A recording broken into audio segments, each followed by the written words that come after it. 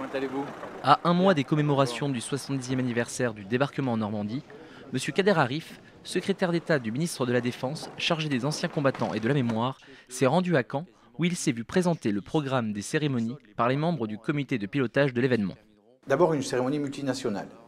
J'évoquais tout à l'heure 17 chefs de gouvernement, 17 chefs d'État, en même temps 8 cérémonies binationales dans une relation forte entre notre nation, la France, notre pays, et puis les Américains, les Canadiens, les Polonais, et 18 cérémonies nationales. Ça va être dans un calendrier autour de ce mois de juin qui va être un calendrier fort riche, et vous direz auquel tous les élus sont engagés. Moi je m'en félicite, et en même temps toute la population normande est engagée.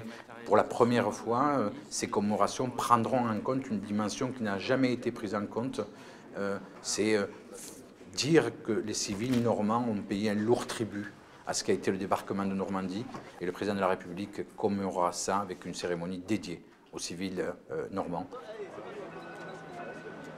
Avec plus de 1000 manifestations recensées, c'est 8 millions de personnes qui sont attendues cette année en Normandie, entraînant des retombées économiques de l'ordre de 4 milliards d'euros pour l'ensemble de la région.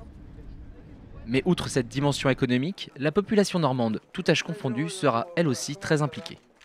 Des scolaires aux anciens combattants, c'est ce lien intergénérationnel qui fera de ce 70e anniversaire un moment important pour le devoir de mémoire. Beau gosse, Léo.